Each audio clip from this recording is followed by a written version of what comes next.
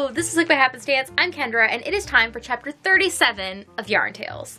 Yarn Tales is my ongoing series here at Hooked by Happenstance, where I read books, I tell you a bit about them, and then I apply silly Kendra rules to my star rating of the book, and I add a segment to my reading shawl.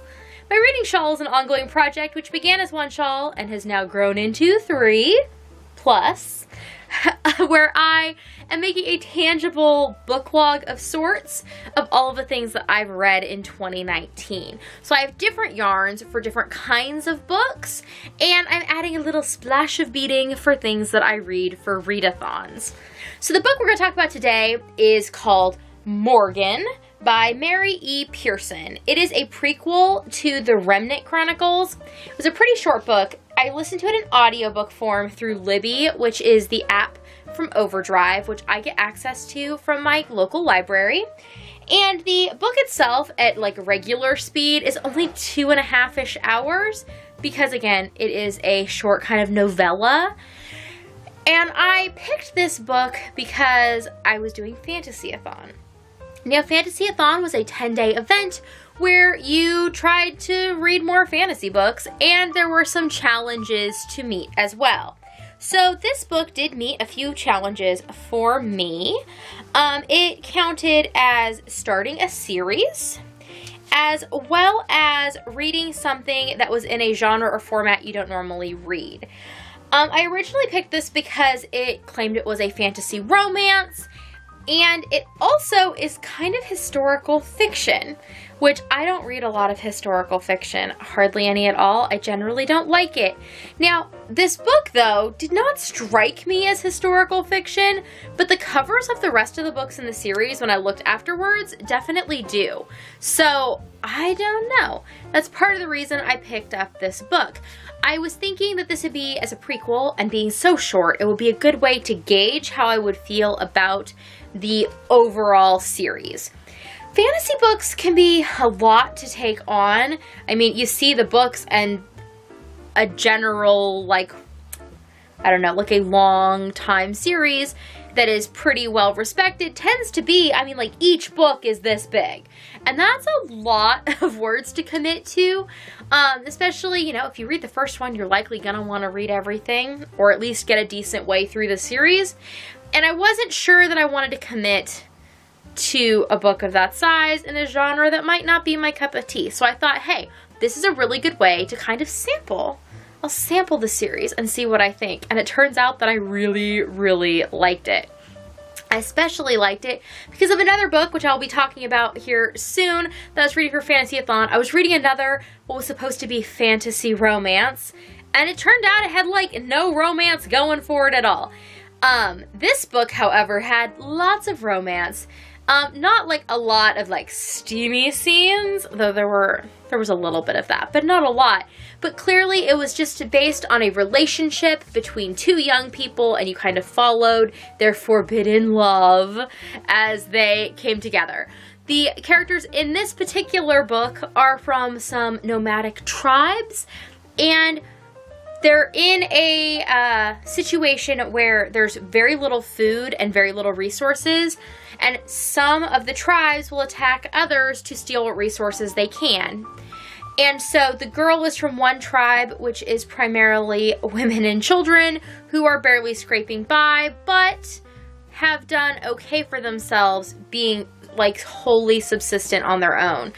And then the guy in the story, he is from a tribe where they basically just pillage other groups, and that is how they are surviving, and they are more dominant males.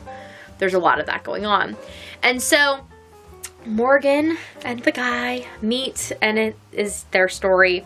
And this is, I guess, these characters, I don't know if they are going to be in the rest of the Remnant Chronicles or not. I think they might be the parents or the grandparents of the protagonist of those books. I have not started them. I am on the wait list. It is a very long wait list to start in on that to find out.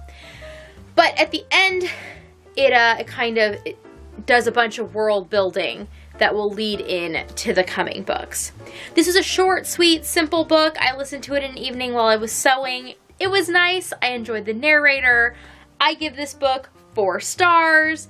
It was very much worth a read. It very much has gotten me into the series.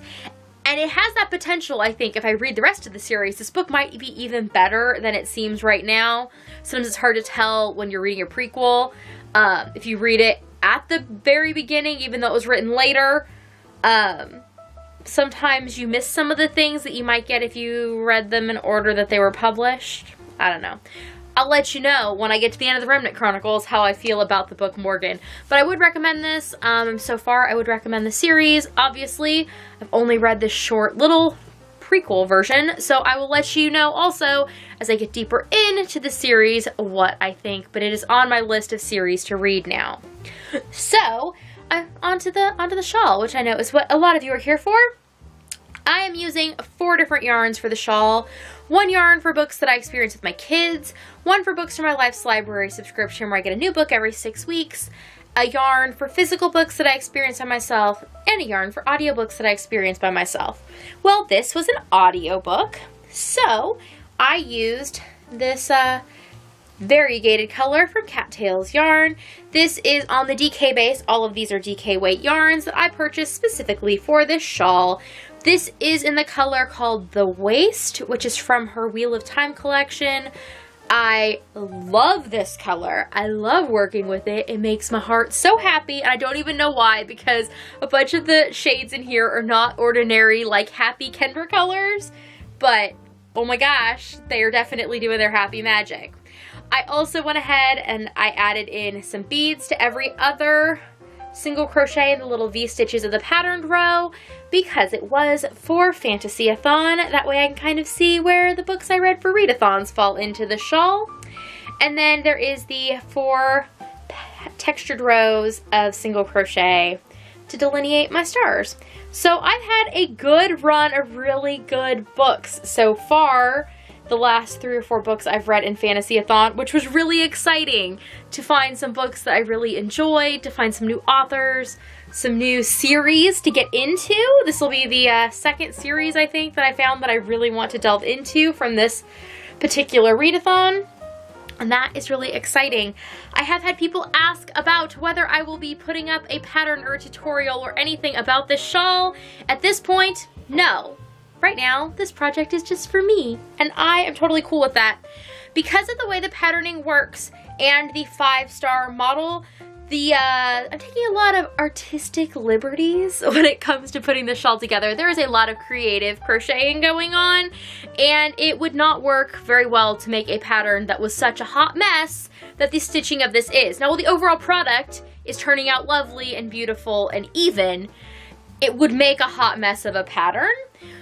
But when I am completely done with the Yarn Tales adventure this year, I will likely put out a non-hot mess version of the overall idea, however, not with the variable textured single crochet sections, because those are what add to the hot messness of this pattern. So that is all for today. If you want to make sure that you can keep up with all of the chapters of Yarn Tales here, there is a playlist on the channel, and subscribe down below because I do not post on a regulated schedule. So the best way to make sure you don't miss out on anything that happens here is to subscribe, and then I just float into your feed whenever I upload. I hope you all are having a great whenever you see this, and I will see you next time. Bye!